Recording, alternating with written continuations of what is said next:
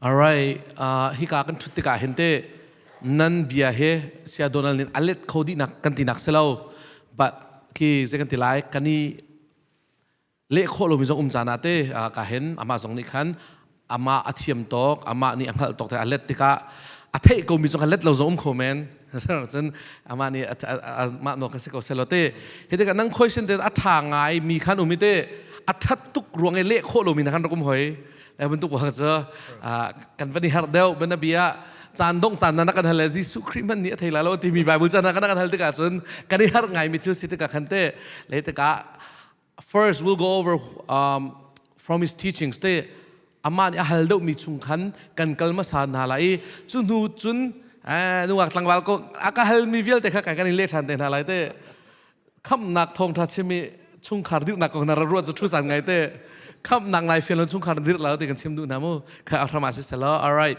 let's start off with one of the questions nan min chu ka sim ti la lo te min ti mi song nam ko nan.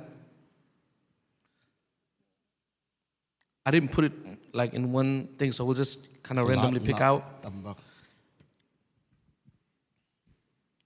Okay. Sorry, that's not about salvation. Okay. How do we know in the beginning if we truly receive Jesus? How do we really know from the beginning that we truly believe in Jesus? So I'm assuming this is asking like the beginning of like knowing, receiving Jesus, right? Well, before I answer that, I want to ask question 2, okay? Who chose that picture? Who chose that picture? Was it you? Predestination. That's not it. Someone photoshopped that. His hand was down when we put it up. Yeah. When I came, I was like, "What is where did they get this from?" You know. But anyway, yeah. First of all, I really appreciate. When I ask questions, you guys are so quiet, and when I offer to ask questions, you guys are extremely quiet. So I was like, "Yeah, this is a quiet bunch," but. It's a bunch of writing over here. I guess you guys like texting, huh? So, well, I appreciate this. I'm pretty sure I won't be able to answer a lot of them in your, maybe to your satisfaction, but I'll try in my best ability, okay? And I pray and hope that God will bless this. So how do we know in the beginning if we truly receive Jesus? That's very, very good question. So I always compare it to like a farmer, right? Sowing a seed, okay? So when a farmer sows a seed, it got into the ground. And you don't see that at the very beginning, okay? But you water it, and eventually, little by little, slowly you will see it grow, all right? So at the very beginning, you are maybe in that moment where, do I really receive Jesus or not, right? But eventually you will know.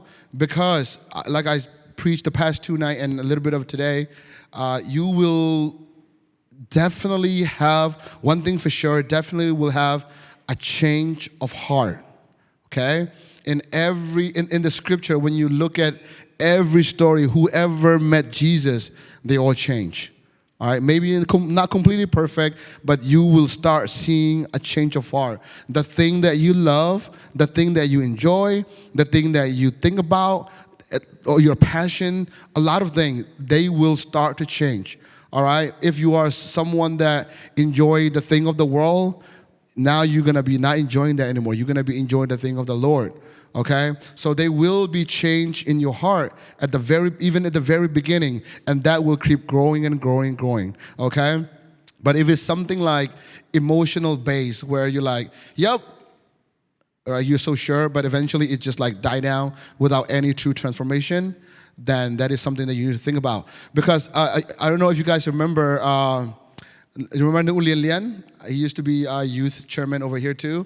He always say this, the same thing, like the way I got converted, the way I was called by God was like, it's like this kind of thing. Like when we look in the Bible, I always compare myself to like Paul, like not his teaching or anything like that, but the way he was converted.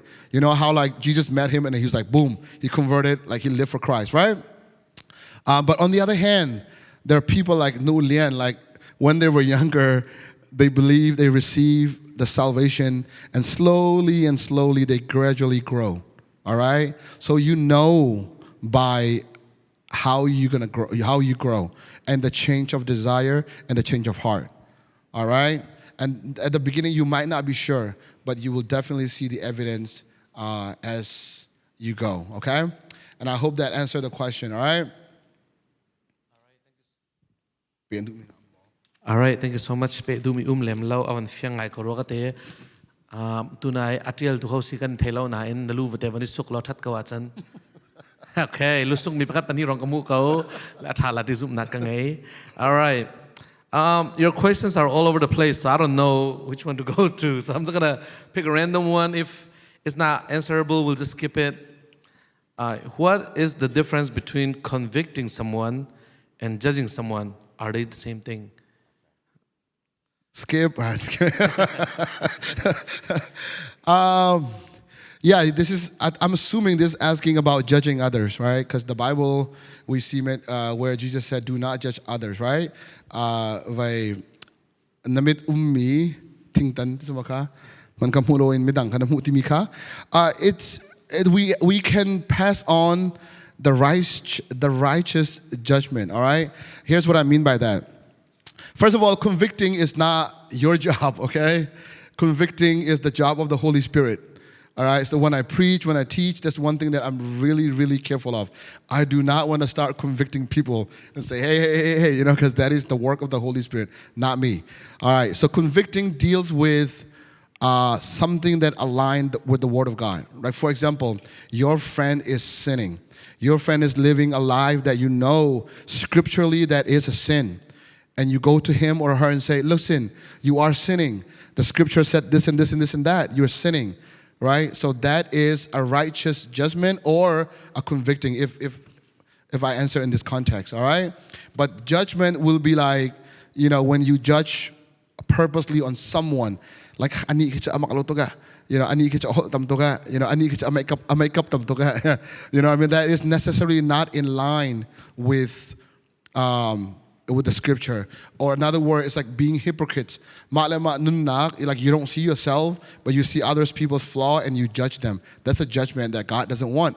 He wants us to see our own flaws before we pass on judgment to others, right? But convicting, on the other hand, I'm assuming in this context, I'm assuming it means telling them that they're wrong. Is yes, we definitely must do that. In fact, we are asked to do that. If you love someone, right? And he's about to cross the road, and there's a car coming.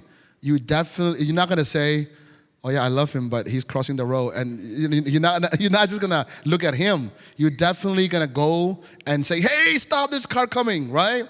You might even grab him and take him out of the way. So yes, if it's in line with the Word of God, if the person is sinning deliberately, he's running away from God, then you have the right to say, look, according to the scripture, we are running away. You need to come back. All right, so that is not a judgment, but rather disciplining, or another word, convicting in this word, okay? So I hope that helps, all right? All right, thank you so much. Good one, back dana say ah. It's gonna be a lot of clapping. Hitso aban sim chang mi bentuk se konante la kan ban it's the whole sermon sinan minute pan hi achim ha kun se. It says, how can I be assured that I am safe? Sunit lang na sim mi kasi minute toy ten na ban sim ngau ngama. Sunit lang nangai bak di na se. How can I be assured that I am safe? That's a very good question. Man, whoever asks this question, oh, it's Chung Ta. I'm sorry. Well, I didn't see the name. Well, yeah. Well, I was talking about it like kind of the whole time today. Athok ka de til mi se. Oh. Yeah, avoid that. Alu la de til mi se. Okay. Yeah. Assurance of salvation. Kanti mi jitunay kachimi kasi. It is basically like you not depending on your work, but on the finished work that Jesus has done, right? You will never have that assurance of salvation when you always look at your performance, your deed, all right? But instead, when you look at Jesus Christ and what he has done on the cross and what that accomplishes, then you will have assurance of salvation. When you truly believe in the fact that Jesus is God and he's sinless and he has paid for my sin, all of that on the cross. And if you truly believe that and put your faith in it, then that will give you assurance of salvation. All right, so in long story short, when you look at yourself, your own works, you will never have peace. You will never have assurance of salvation or the joy of salvation. But when you're able to see Christ as who he really is and the work that he has done on the cross, then you will definitely will have assurance of salvation, because it's not you anymore, right? Because your faith and your assurance is based on what Jesus has done. So when you truly believe that, then yeah, you are sure for sure. All right? Does it make sense though? Okay. So yes, it's depending upon believing and trusting in the work of Jesus Christ on the cross. All right? All right, thank you so much. All right, let's go somewhere else that's out of something else. All right, how does this? How to stay positive throughout life? How do you stay positive throughout life? Positive bằng dòng cho shu si cho. Sẽ là mà ngay chia chẳng giống hào thế. Then sometimes positive vấn đề ruột chung lo cả vấn inbox chung lại thế. Nun nak na atlam ting lo tu ke na positive fa chon na man lo ti nak si cho. Cho ka positive kan ti mi ke kri kan hal ti nak theng selo. Cho kan nun na ke ahar chan na positive penga khen kri na kan dot ti rak se phone lo. Na in how to play positive ti bal te chon zekan ti lai how to say positive ti naken how zeti na nun na ka peace la ti de ucharak man deu. Positive na se kho peng la lo.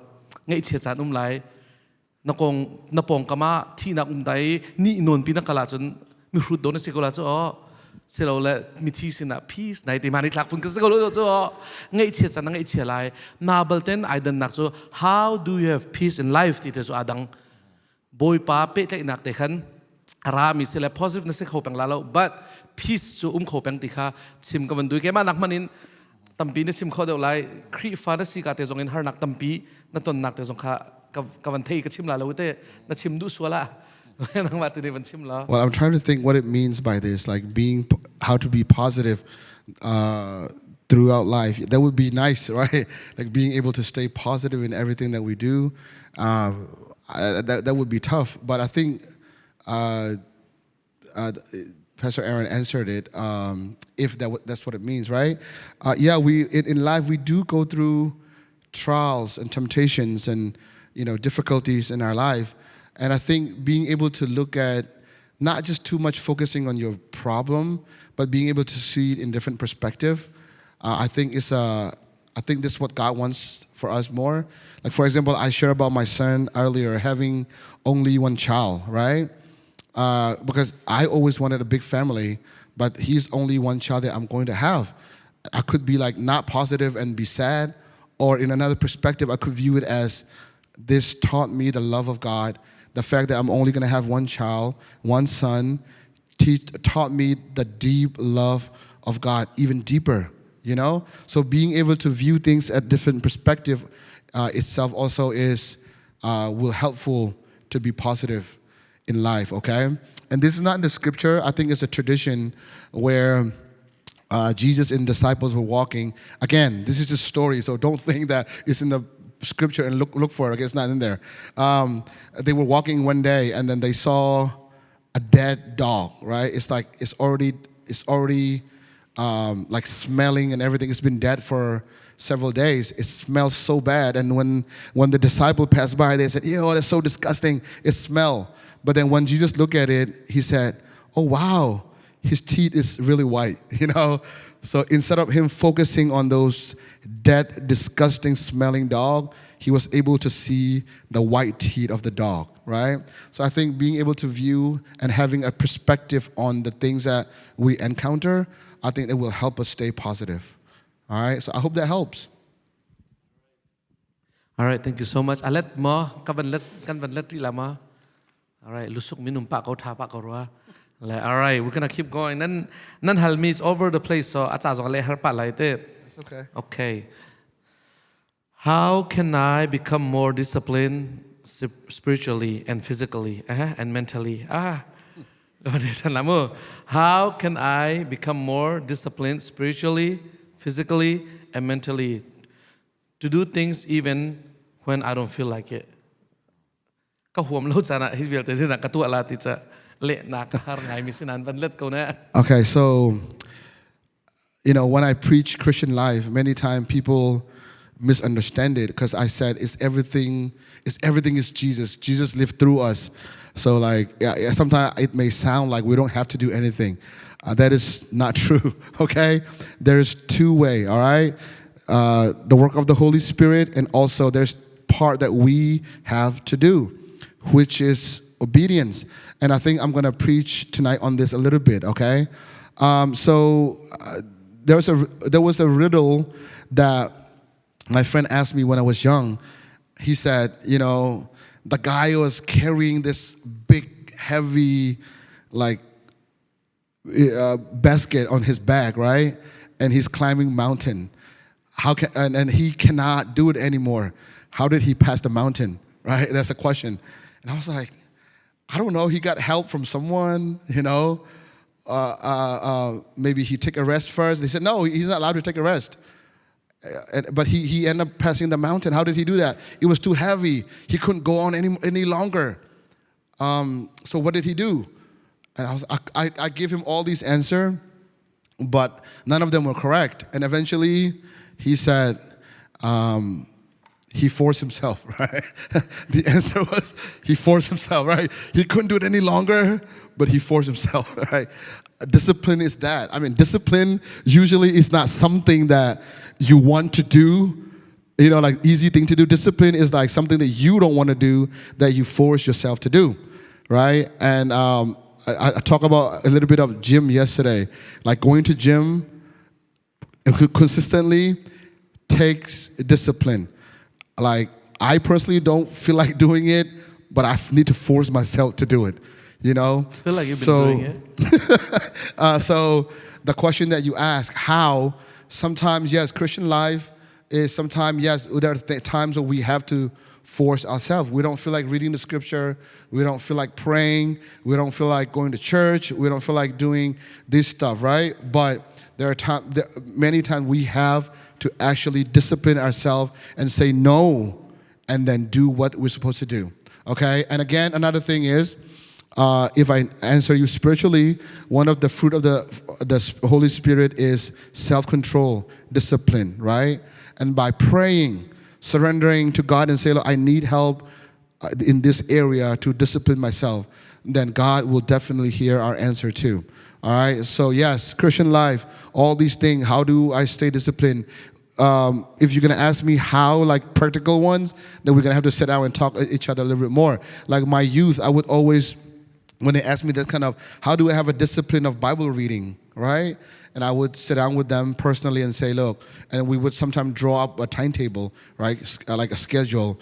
In the morning, you read 5 minutes, right? Evening, you read this minute, and you pray in the middle, and stuff like that, all right? So yes, having that kind of schedules will help you too. But one thing for sure is, yes, we must have discipline, all right? Discipline is part of the Christian life, okay? So I'm not sure if this answered, but yes, sometimes we have to force ourselves. That's what it means by discipline, forcing ourselves, right? Not in doing things that we enjoy, okay? And I hope this helped whoever asked, okay? Very good question. All right, thank you. All right, let's keep on going. I know God is by my side, yet I keep falling back to sin, or I have self-doubt, or I just think too much. I listen to podcasts or music, yet it does not feel enough. How can I stop myself before I truly lose myself or even my faith? You want to think more on that, or? All right, let's see. Let me read it. I think it's, if I see it, it might be better. It's a very good question, by the way. I know God is by my side, yet I keep falling back to sin. Or I have self-doubt, or I just think too much. I listen to podcasts or music, yet it doesn't feel enough. How can I stop myself? Okay, it's a very, very, very good question. So yeah, it's first thing. It's very good that you have acknowledged that God is by your side. You know, first of all, even after we're saved, okay, even after we belong to Christ, and I said this earlier too, we still sin. We're not free of sin, and the fact that you falling in back to sin, the fact that it bother you is a really, really, really good sign. All right, it's evidence that the Spirit is working in you. All right, and sometimes we have self-doubt, and the reason of that is because it's not necessarily because of you, but also because, again, maybe because you relying on you too much and not on the work of the Holy Spirit and what Jesus has done for you already on the cross, like we said earlier. All right, so every time we look at ourselves, there will always be self-doubt. There will always be dissatisfaction. All right, and also another thing is because there's our enemy. There's another one called Satan, right? He actually tempts us in this way, okay? And it's so good that you listen to again, look, the devil is real. His work is real, okay? Let me share with this because I think this is very important. When my son died 3 years ago, when we were in Maryland, man, I have all the doubt like in my mind. Like I have so much doubt because there was already 4 years into my walk with Christ, and we went through so many difficulties, a lot of them, and I felt like my faith was really strong. But when my son died, it was a very different level. I questioned briefly about God's faithfulness. I was like, God, I've been faithful to you. Like, how could you? I asked that kind of question because out of grief. And also, there was one time where I sat down and I let this thought come in, where the thought started controlling me and said, the reason why your son died is because you did not pray. The reason because your son died is because you did not fast for 7 days. Because I was thinking about fasting for my son while he was in the hospital. But while he was in the hospital, we're so busy and I didn't have a chance to fast. And before I did, he died. And Satan used that, the devil used that and tempted in my mind. He's like, the reason your son died is because you did not fast for 7 days. So I began to have all these doubt. My faith on God has completely cut off from me for a while. Until, with all grace, God somehow put this scripture in my mind about David's and how his son died, right? When David's son was sick, David fasted for 7 days, and he fasted and prayed, and he asked God to save his son, but his son eventually died anyway. So it's not about David's performance, right?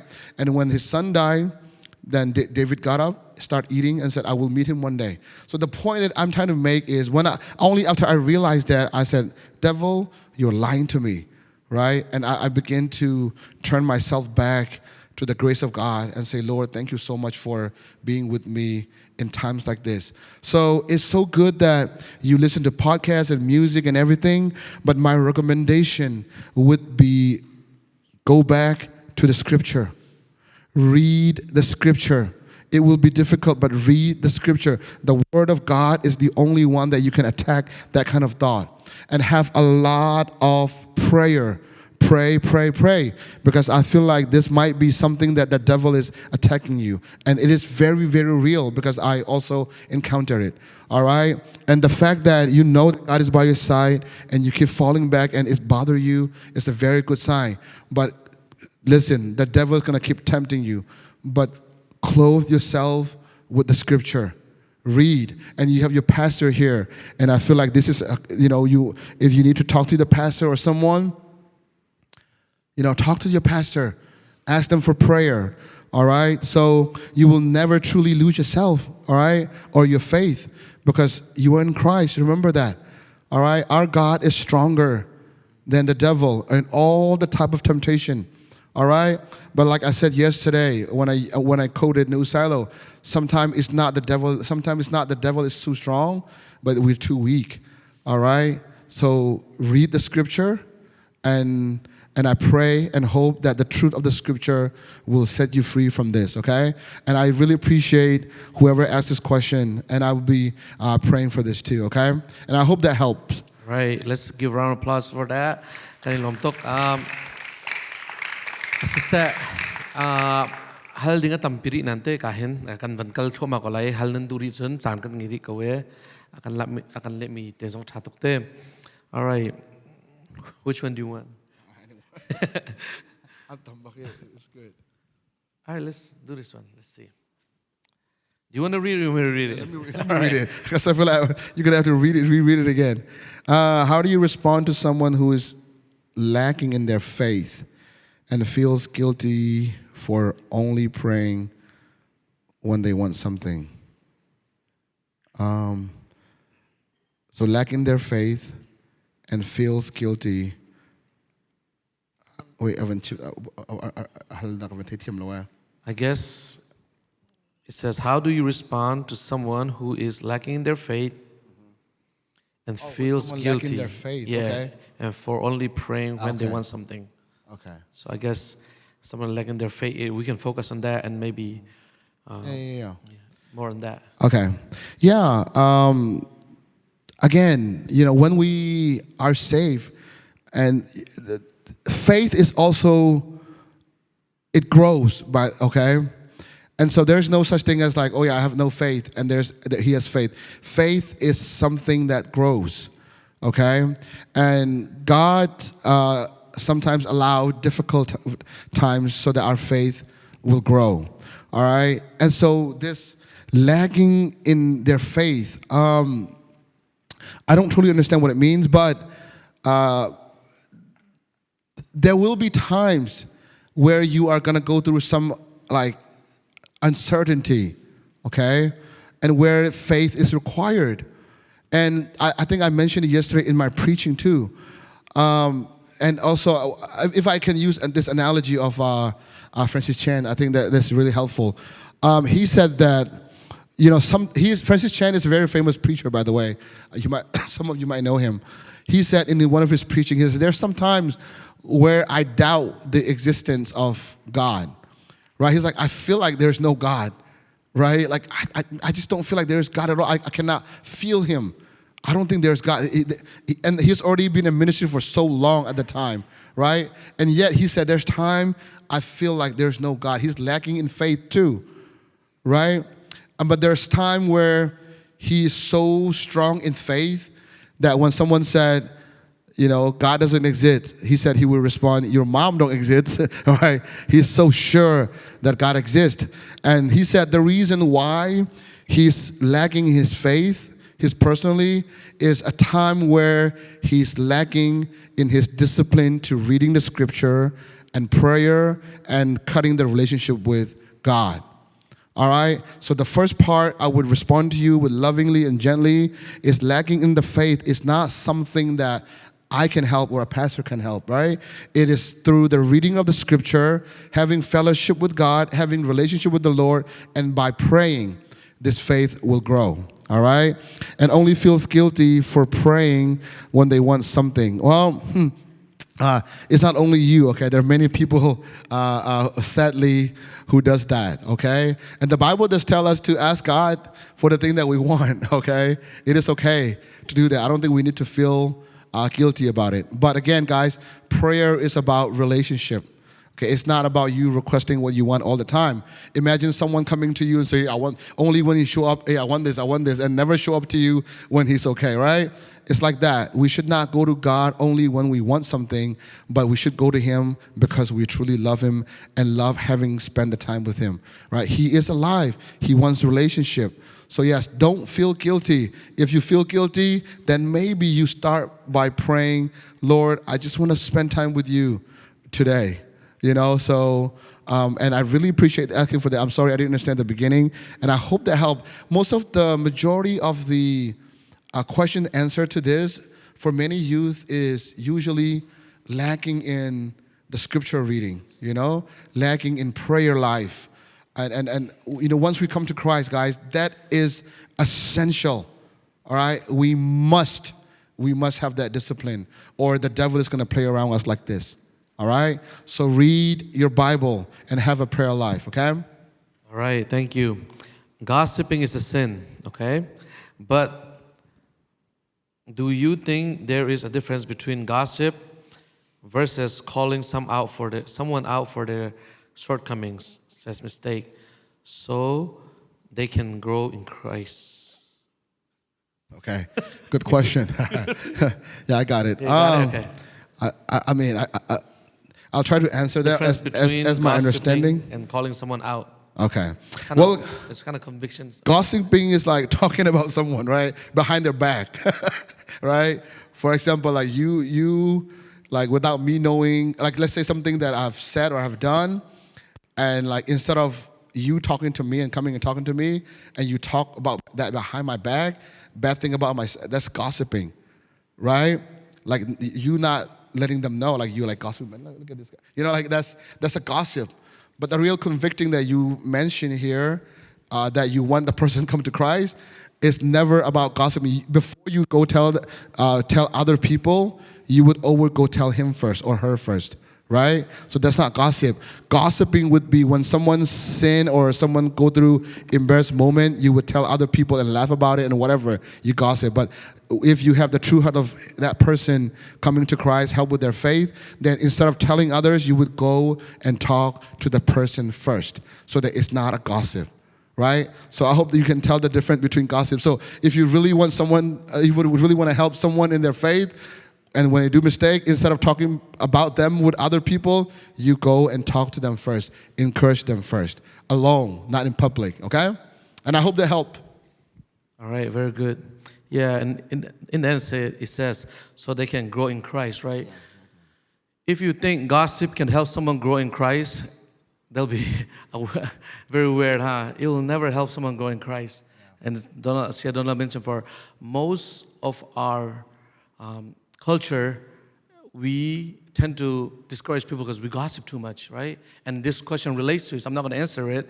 Here it says, some Christians say others are too judgmental because they criticize, I think, them for the way, them for now, how? Them for how they dress or drink or extra. However, non-Christians and atheists say Christians are hypocrites because they do not live a holy life, drink alcohol, cheating extra. The question is, are Christians too judgmental, or do some Christians need to change their way? Are Christians too judgmental, or do you think Christians need to change their way? Well, I think we dealt with this earlier, right? It's about judgment. Again, yeah, it's sometimes in Christian community, there's a lot of, instead of like loving, counseling, and letting them know their sin, we do judge them a lot, right? And yeah, we do not live a holy life. That is a sad, sad, sad thing. That is a question that many ask in many places, youth. How come Muslim, they live such a devoted life, but Christians don't look like they live a devoted life, right? And that's just sad. That's not how it should be, all right? So yes, in a way, a lot of Christians need to start realizing we need to change our lifestyle, a lot of that, all right? We really got to. And secondly, it is also sad that within the church, there's a lot of judgmental going on instead of lovingly helping others, all right? So I think that's what it means by here. And I think we all kind of answered already. But yeah, I think both is right. It is unfortunate that Christians are too judgmental, and also Christians do need to change their ways. The answer is in the question itself, okay? All right. Yeah, so many times people come to church and feel like an outcast sometimes because we are too judgmental. There's this story about some guy who never been to church, and he came to a church and he accidentally put his phone on a ring. In the middle of the sermon, his phone rang, and everyone looked at him, and he's sort of like, shh.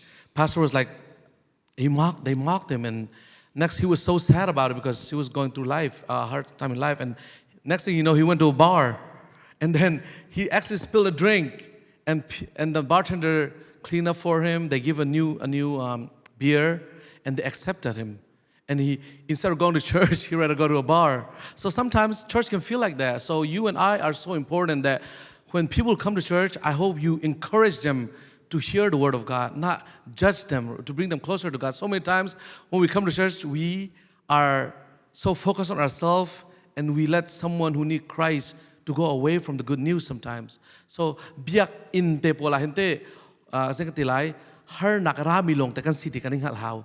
Chung achun ki hoi kom angai lo mi te kan kom du nak mun gi arak si hau te ki churong achun biak en shim achun, how can I bring someone closer to Christ? The mindset te kan kal kharak be pituk ti sim ka vandu bar ne kan lan chang chu, club ne kan lan chang chu.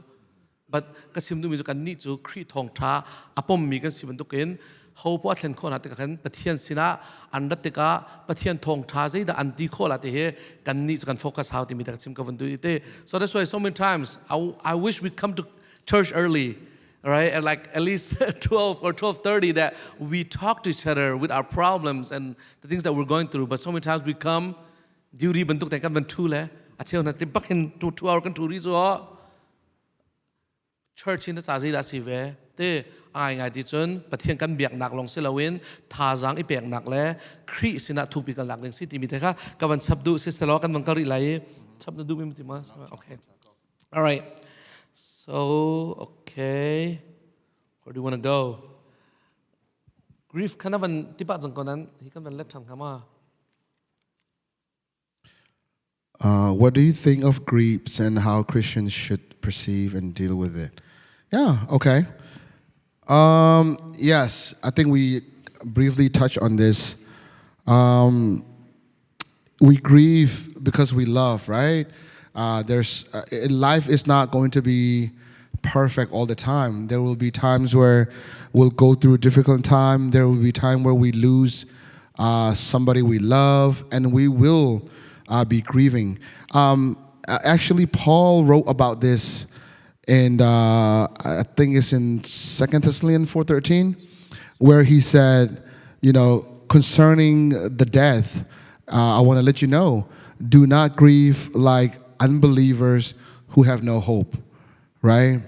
So yes, we go through griefs, we go through difficult time, but in that time, it is so important to remind ourselves that we are not hopeless, right? We have hope in Christ. And I always encourage this, and especially in the funerals and stuff. It is okay to cry. It is okay to show emotion. It is okay to let our emotion out. Maybe even take your time and start crying as a Christian. That's fine.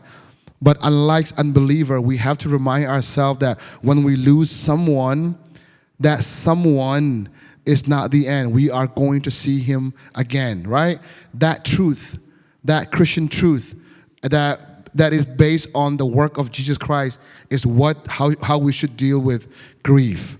All right? So you will go through many difficult times in your life, guys. All right? In that time, always remember, you have Jesus Christ that you can always go to. All right? He is always the answer. Do not be like unbeliever who have no hope, okay? The hope of the gospel, the hope of the salvation is that death is not the final answer. Hope in Christ is that we will see each other again one day, okay? So I hope that's what you mean by grief, and I hope the answer is sufficient, okay? All right, thank you. Taco, how can I get myself back out of a lonely place? Lonely. How can I get myself back out of a lonely place when I keep trying to get closer to God, but I keep getting farther away? How can I get myself back out of a lonely place? Okay. Well, first of all, thank you for being honest. Okay, I think this is beautiful that you asked this, and man, I wish I have the wisdom and like every answer, every beautiful word to help for things like this, okay? And sometimes I'm saddened by the fact that I cannot help with this sometimes, but I can feel, and this is kind of a crying question, I think. Again, look, when I'll always answer with scripture, okay? When Peter talked about Satan, he compared him to a roaring lion, right? And he's waiting for devour and kill.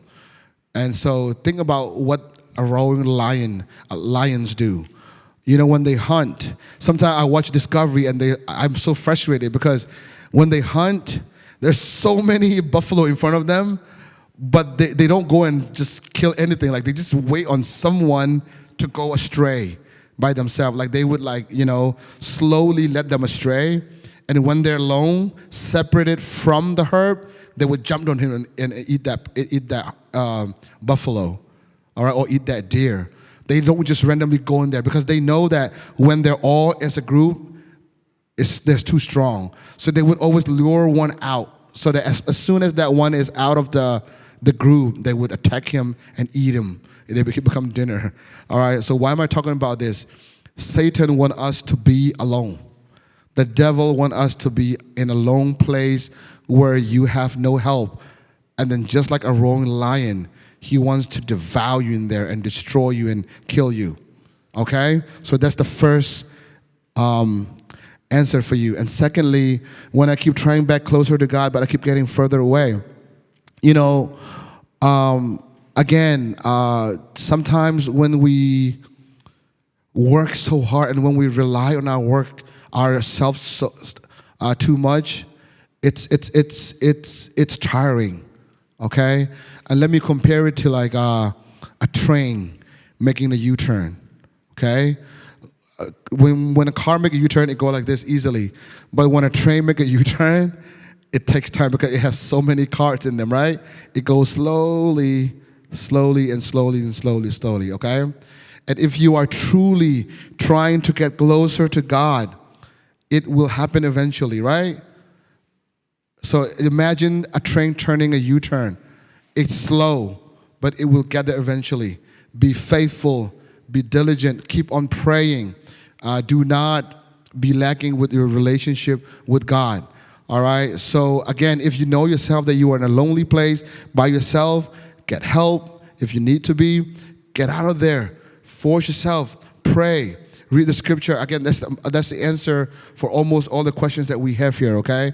So again, further away part, as long as you are really diligently seeking for it, when there's time, you will definitely meet God, okay? Because that's God's promise. Because he said, if draw near to me, draw near to God, and he will draw near to you. All right? So if we really draw near to him, he will draw near to us. All right? Be patient. Yes, and just to add on that, it's also very important for believers to have fellowship with other believers. So you coming to events or even just Latson or this kind of prayer, that is how you get closer to God actually. And it is demanded of us in Acts 1:8. So don't stray away from those things. Those things are always available every week in, week out. Let it be part of your life. You might not learn a lot of things from coming to Latson or these things, but you having fellowship with others, that will actually build your faith too. And as Pastor Donald mentioned, you being alone doesn't help. So the greatest thing that you can do is find other believers. It's even greater to do this outside of church too. Just don't depend on our Latson or our Bible study. I hope you and your friends get together and actually talk about Christ, or like have a barbecue, but still talk about Christ. Fishing, talk about Christ. I'm trying to say fellowship is so important, and we must focus on that. That's how you are a disciple, and that's how you grow in your faith. All right. Yeah, that's what I meant when I gave the analogy of the herb, and the royal lions. Very good. All right.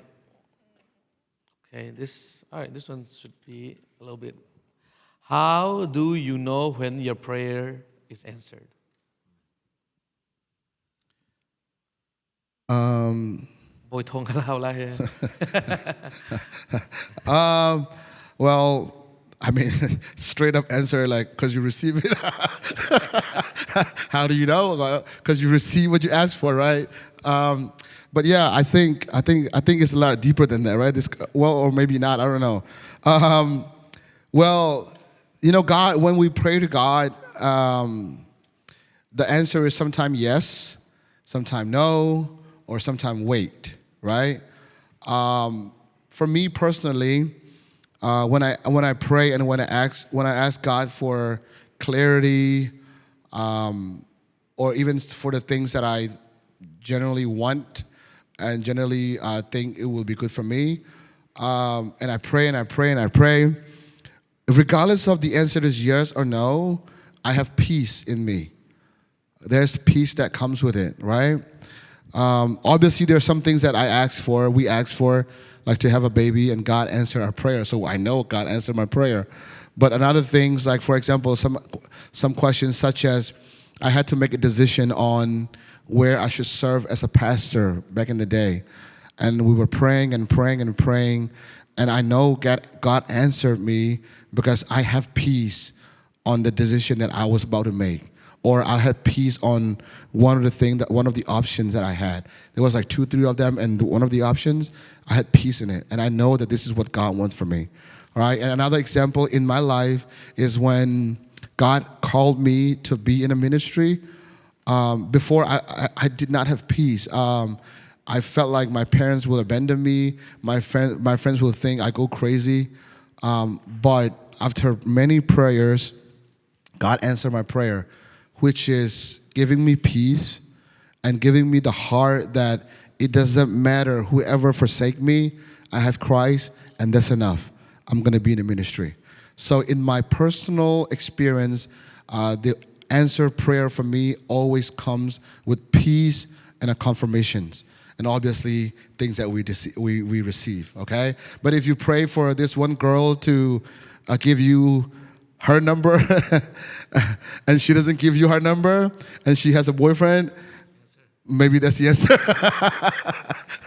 right. All right. All right. Okay, how can you reassure someone who feels too much spiritual guilt? They refuse to come to God again because they fear they are too deep in their sin. All right. We can talk about believer, or we can talk about someone who fell short. So either or. Yeah, I mean, sorry. We briefly also touch on this, okay? Whoever asked this question, there's no such thing as too deep in sin, okay? It's the devil is lying, okay? The devil is lying. Think about prodigal son, right? I think he's a good example, right? He ran away from the father, far, far, far away, right? And we can say that in a way he is too deep, right? At one point, the son began to realize that, man, I'm not worthy of my father to be called the son of my father, right? I will go back to my father and ask him to be one of his servant. Right, that was his mindset. He even thought that he's not worthy of his father's acceptance anymore, or his father's love anymore, because of what he has done. All right, and the devil sometimes lied to us that way.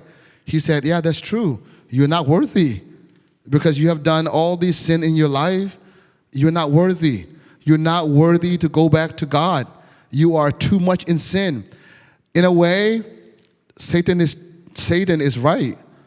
Satan is speaking the truth. That is so true. We're not worthy. We have, some of us run away so far away from God. But it's not finished though. That's not the only true part.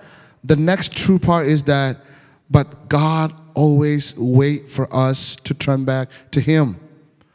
Just like the prodigal son, when he realized that he's not worthy, when he went back to his father ran to him and gave him a hug.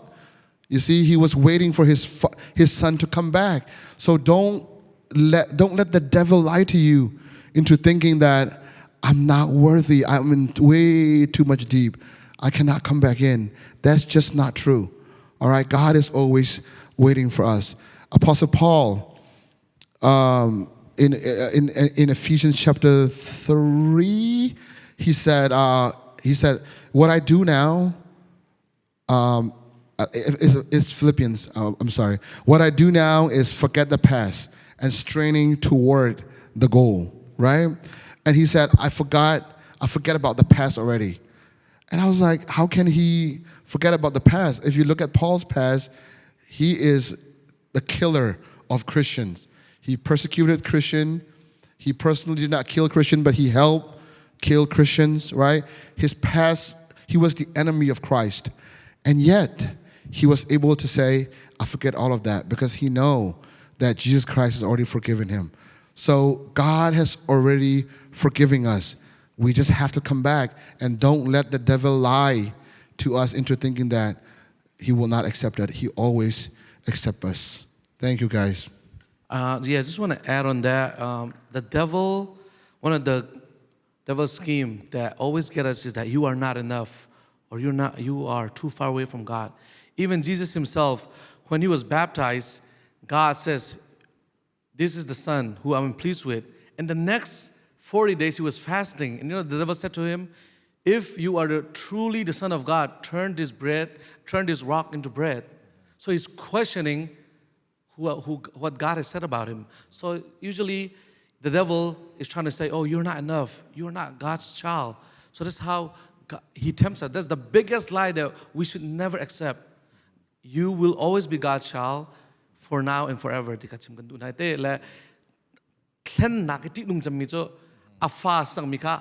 Spiritual na tla tuk changi afa na silo ti nak te sela chon Jisu Christ lila ka themasi ti mi kha chim ka vandu lete ara kan van kal ri lai ka hen. All right, maybe you can answer this one. How do you truly forgive someone, and when do you know you forgive them? You want to answer that? I feel like you're good with forgiving someone. Oh man, it's been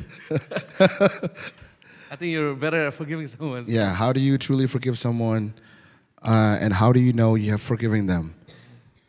Well, how do I answer that? When Jesus taught about forgiving, right? I think it would be a long answer if I talk about the whole thing, but he used the parables where this one guy owed the master some money, right? And a lot of money, and he couldn't repay. So he asked the master to forgive him, and the master did. And he went back home, and there's one person that owed him a little money, and when that person said, forgive me, he would not extend the same forgiveness that he wanted. And so, when the master found that out, he actually got punished for that, right? So I think forgiveness is when we truly know what Christ has done for us, and how Christ has forgive our sin. Now, no matter how big our sin is, no matter how bad we have been, that Christ has forgive our sin, and God has forgive our sin through his Son, Jesus Christ. Then God asks us to extend that forgiveness to others. Sometimes we say something like, yeah, he doesn't deserve my forgiveness because of this and this and that. Well, that's kind of not understanding the gospel. You and I don't deserve to be forgiven, but God chose to forgive us. So when you look at someone and say, no, he hurt me so much, she hurt me so much, they don't deserve my forgiveness. Well, I want to ask you to think back. Did you deserve to be forgiven? But God chose to forgive you. God chose to show you grace and love and mercy, and you can extend the same, right? So always think back into your forgiveness from God so that you can extend other back and the forgiveness, all right? And you know how you forget them? Because for me, when you forgive someone, you forget, right? Forgive and forget, all right? So when it doesn't bother you anymore, then you have forgiven them. Let's say, I forgive this person already, but then when they mention that name, you're like, what would you say? Maybe you truly haven't forgiven them yet, right? After you truly forgive them, I think you would have peace with whatever that you have already forgiven. All right, thank you so much. All right, let's go on this one. I think we kind of answered this already, but we can, I guess, rephrase it. If one person who dedicates their whole life to God from a person who only turns to God after doing bad things and later dies, after a year, who later die after a year, and they both make it to heaven, would you think, comma, consider that fair?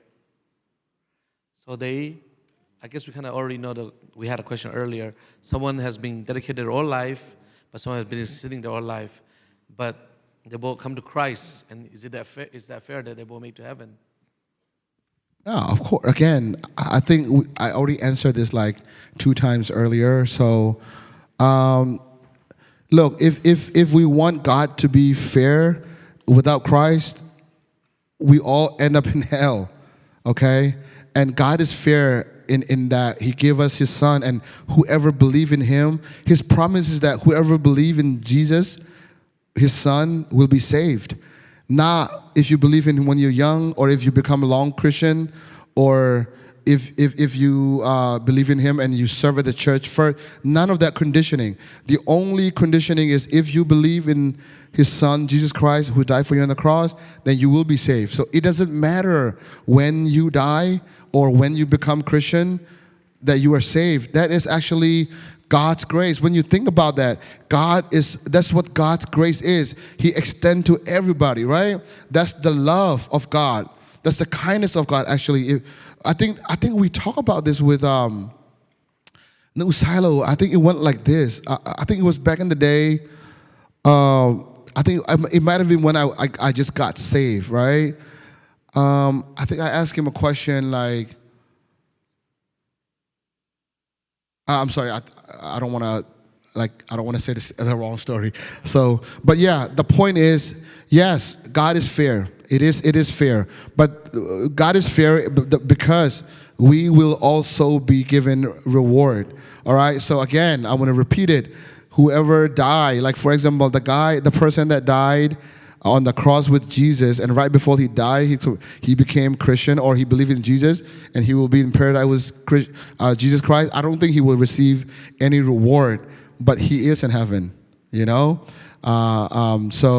But also like Apostle Paul, he will die and he will also be heaven, but the reward that they receive will definitely be different, okay?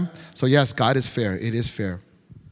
To add on that, I think you and I really don't have a say if it's not fair. It's God's kingdom.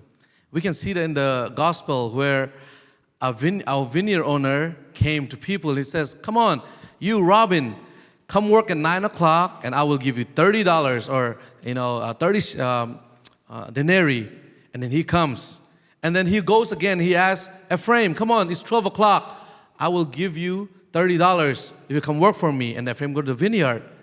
And it's the very end of the day. And he has maybe zing ka. It's 6 o'clock now. And it's about to be, we're going to close the store at 7. But if you come work for me, I'll give you $30. And they all receive $30. Can we say that's fair? In our mind, it's not fair because they work different things. But He gave them what He promised them. That's what God is saying about salvation too. It is His choice. He's given us freely. So you and I have really no say in it. Yeah, that analogy, I didn't want it to be too long, but I think this is really good. I think this question itself, I think that analogy is really good. Yeah, because the vineyard owner promises one day of work, right? Like if you come work for me a whole day, I'm going to give you one day of work. So some people went there to work at like 6 in the morning, right? And they work, and some of them go in and work at like 12 at noon, and some of them work at 3 in the evening, and there are some actually work at like 6, right? The day work is done at 7. So when the day is done, the one that worked at 6, he only worked for 1 hour. And when there's time to be paid, he paid him the day's worth of salary. Let's say it was like $100, right? And so when other people who work in the morning sees that, they thinking, if this guy paid for this short hours this much, I will get paid a lot more. But then eventually when they get to them, he also paid them the exact same amount that the person that worked at the end. And they grumble, they're angry, they're like, that's not fair. But then the owner said, Why are you telling me it's not fair? I promise you that I will pay you a day's work. And I paid it. And I also, this one person that worked at the end, I pay him a day's work. It is my money. I can do as I wish. Why do you care so much about other people? You know? So I guess sometimes when we ask this type of question, we look at other people sin and their situations and fails to look our own flaws. I think that's why we're saying fair or unfair. All right? So it's kind of long, but I think it was an important question. So. All right, thank you so much. I don't know you want to ask that. We'll skip that one. All right, let's see. Oh, this is a good one. I guess they akan muakan alaw pala sila so kavansim mo. What can I do to start fasting and how do I do it? Yeah. Akan mukin roll ul mi hatay siya mo. What can I do to start fasting, and how do I do it? I hope there's a biblical fast, not just. Yeah. Biblically speaking, fasting is stay away from food, right? And there's people come up with a lot of things like I'm fasting from social media and all that stuff, which I think is okay. But biblically speaking, fasting is staying away from food for a certain period of time for many purposes, right?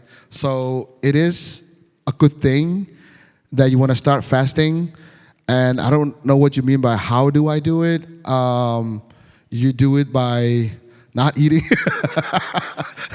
I personally, how I do it is I cannot do it at home because there's like smell of food and I know there's food, so many distractions. So by the grace of God, I always go to the prayer mountain, spend maybe a couple of weeks or a week, and that's how I do my fasting.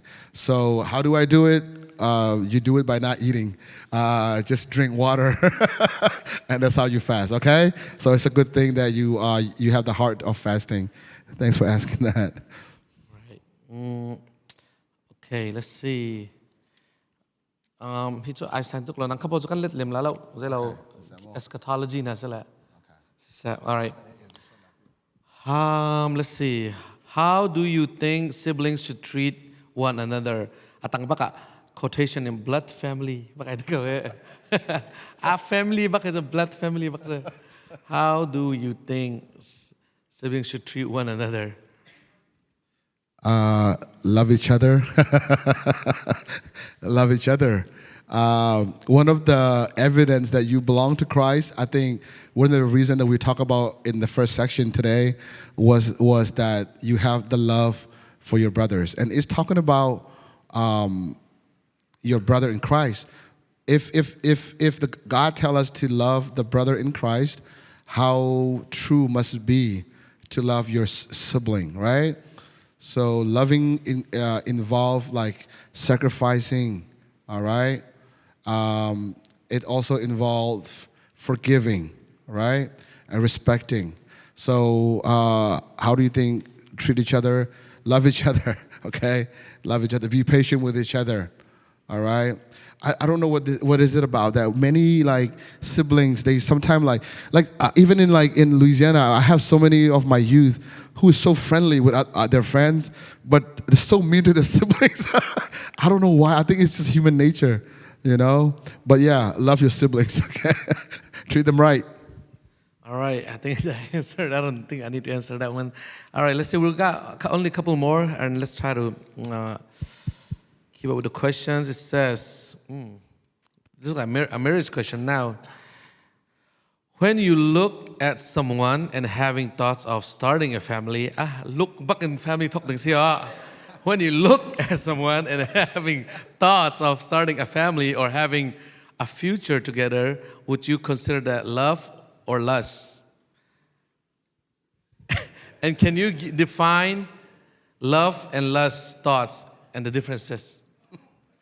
Look, family did ngam mi cha nam pasal bak ti sim kan du dana mo. I think whoever asked this need relationship advice. I don't know if it has anything to do with biblical, but I guess the real question is a difference between love and lust, right? Yeah, I mean, to answer this short, lust deals with in like physical. Most of the time when we say lust, yeah, it is about not only this, but to make it short, it is about like more. It means like more physical attraction, right? You have a lust on someone, it deals with, the physical. But love is not just that, right? It's building up like a relationship with that one, right? So when you look at someone and having thought of staring, maybe you just have a crush on someone. I mean, maybe it's good that you have that feeling. Maybe this one preacher preached one time, and it was kind of creepy, but he was talking about how God has answered his prayer. He said that when he met his wife was only like 14 or something. No, hold on, hear me out, okay? He was about 17. It's not like underage or anything. He was not like 30, okay? So don't worry. He said that That question is coming next. Yeah, he said that he knows for sure she's the one because he has that special bond. Like he can only like keep his eyes on her. And eventually she becomes his wife. Like later on, not like 14, okay? So yeah, maybe it could be the one too, Like my wife too. It's very strange. This is before I came to Christ. The first time I saw her, I don't know why. It was only like a glimpse, but there was some special feelings that comes with it, And I know for sure when I marry her, that was that feeling. So if that is the one, then it's good for you. But yeah, lust definitely is mainly to do with physical attraction. All right, you want to add on to that? Yeah, there's a lot of things to think about when it comes to family. I wish I known a lot of things that I didn't know. To build a family mean more than just love, guys. It's actually to have a relationship together and to grow together in Christ. If that's not where you are right now, it's so difficult. Your marriage will be so difficult. So when you think you have a crush on someone, pray that they know God first and that you know God first. One day you'll be married and you know God and your spouse doesn't know God. That'll be the most difficult thing you can go through. But I'm not saying that God cannot change people, but I hope you focus more on someone you can grow together in Christ with. Not just who you're going to hold hands with, who you're going to fish with. Those things come later on, all right? And so focus on more on not what you can do together, but how can you grow more in Christ. If it's someone who's bringing you away from Christ, I don't think that's the right relationship for you. And if you cannot bring someone closer to Christ, that means you should also walk away. So I wish I knew that now, growing up, having enough relationships, right? For sure. All right. But you might not be like Sia Donald where you just kind of know that this is the one, but how do you know this is the one that you want to grow together in Christ? I think that's the best way for believers to build a family. If you want to know more about that, I think it'll take time. Pray on it. One thing, when I was younger, one of our friends who was single, and even though I had a girlfriend, I never prayed about it, right? She or he would always pray that I find a godly husband or a godly wife. Not me. The person. Okay. Yeah, not me. That person. I didn't want to say it was a boy or girl. Okay. She prayed that she would find a godly husband. So, Nanda tu ahin hini aku war kho nak tinakin mo. Pray that you find a godly wife or godly husband. Start now, and you will know that person later on. It's like taking a risk. Would you want to risk based on one look, one smile? I don't think so. So pray to God, and I think God will guide you through that. No one can tell you those things, all right? Only God knows. Let's see, relationship. No, Nizana, I think I talked about this yesterday in my sermon, right? I hope you are able to see the beauty. I hope you are really, when you look at a man or a woman, I hope their beauty is not outside appearance, but rather the inside, right? How much they love Christ. And the thing that I'm so proud of my youth in Louisiana is just that. the first thing they view when we talk about relationship, the first thing they view is always like if that person know Christ or not. And that should be a lesson for you too. There's one quote that I was wanting to say, but it might be a little bit too explicit for some young people here, so I'm not going to do that. But always find yourself, just like he said, that can bring you closer to Christ, not just outside appearance, okay? It's okay to be single for Christ, guys. It's fine. That's not my path, but it might be your path. It's okay to be single for Christ. Yeah. Let me add one thing. You might think that when you get married, your life is going to turn to Christ. It's going to be the opposite. So if you have a boyfriend or girlfriend right now, I've been telling this all this, I want to say that again. If you do not start talking about Christ now, you won't ever talk about Christ. So I hope your relationship is not only in worldly things, that you actually talk about Christ. Kailan nanu kahin nan wang mun ke best friend kan se kan thai ko lai kani uar ka ta khen khri dot na katam pi kani chai ballo kani nuwa pastor kan sinua khen I think that we're going to start talking about Christ, right? Like I told you this story before many times. We are still stuck at page 79 of daily reading, right? It doesn't go automatically, guys. You have to start now. If you can't talk about Christ now, you will not talk about Him in your bed. You're not talking about in your relationship. So start now. It's never too early to start. You will find that someone, if not single for Christ, all right? Not single for Christ. All right, let's keep going. Here's the question that connects. Do you think large age gap align with Christian belief? So, kum ilat to ki tena, kum ilat to ki uor tena he, zoom to zoom na ke aikal mati van let tane. Wrong here. Nan bumi tam parwa. Pastor evangelist poli bina utate long the NTV parwa to but I mean, as long as they're legal,